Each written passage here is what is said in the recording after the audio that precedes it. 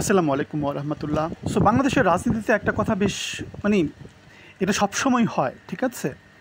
৭৫ পরবর্তী আওয়ামী লীগ ধূলিসাৎ হয়ে গেছে, আসবে না এমন একটা কথা ছিল। আওয়ামী লীগ ফিরে এসেছে। জামাত শিবির নিষিদ্ধ হয়ে যাবে, জামাত শিবির টিকে আছে, টিকে থাকবে। বিএনপি গত ১৭ বছর সংগ্রাম করেছে, টিকে থাকার কোনো এমন অবস্থা ছিল, পাড়া মহল্লায় পর্যন্ত তাদের কোনো সংগঠন ছিল না, কেউ বিএনপি করে সেটার নাম পর্যন্ত বলতে পারতো না। তারা টিকে আছে, তারা এখন অন্যতম প্রধান দল হিসেবে ক্ষমতার ভাগ বসাচ্ছে, ক্ষমতায় যাওয়া চিন্তা ভাবনা করছে। আওয়ামী লীগ ৫ই আগস্টের পরে একটু ব্যাকফুটে চলে গেছে, আওয়ামী লীগ সামনে ফিরে চলে আসবে, এটাই নিয়ম। জোয়ার ভাটার এই জীবনে এটাই সত্য। এখন কেউ যদি বলে যে আপনি পৃথিবী থেকে নিশ্চিহ্ন হয়ে যাবেন, সে পাগলের প্রলাপ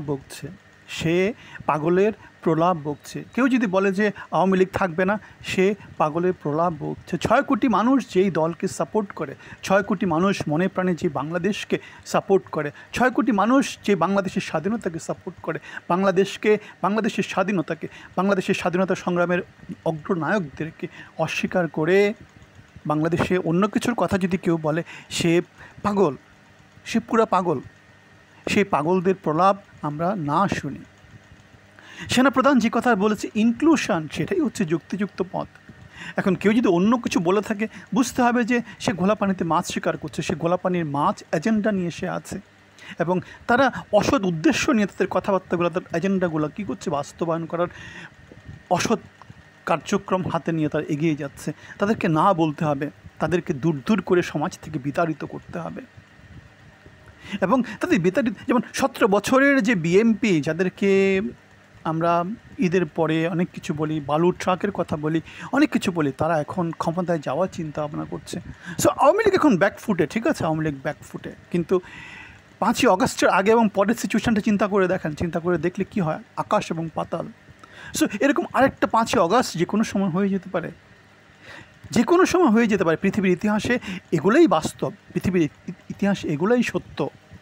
নমরুদ কোনো দিন চিরদিন থাকেনি, আজরাইল মানে আমরা যাকে বলি নমরুদ, ফেরাউন যাদেরকে আমরা বলি, তারা আজীবন ছিল না, তাদেরও যুগের শেষ হয়েছে, অপশাসনের শেষ হয়েছে।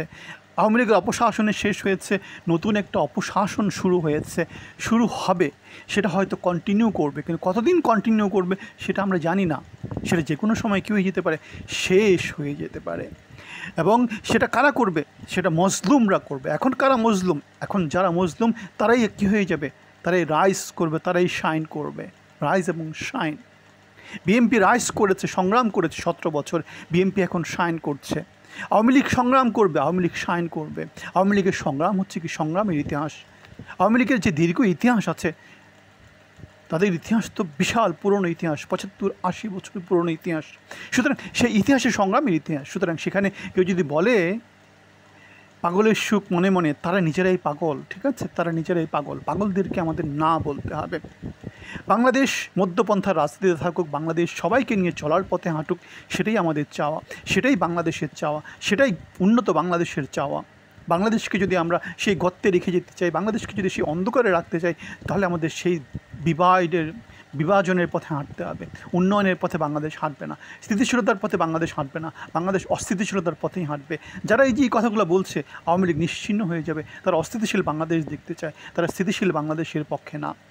স্থিতিশীল বাংলাদেশের পক্ষে হতে হলে কী করতে হবে, সবাইকে নিয়ে চলার কথা বলতে হবে, একসাথে চলার কথা বলতে হবে, বাংলাদেশের কথা বলতে হবে, উন্নয়নের কথা বলতে হবে, স্থিতিশীলতার কথা বলতে হবে। অন্য কথা যারাই বলবে, তারা হচ্ছে মীর জাফর, তারা হচ্ছে গিয়ে জাতীয় বিমান। আপনার মতামত জানাবেন, ভালো থাকবেন, ধন্যবাদ।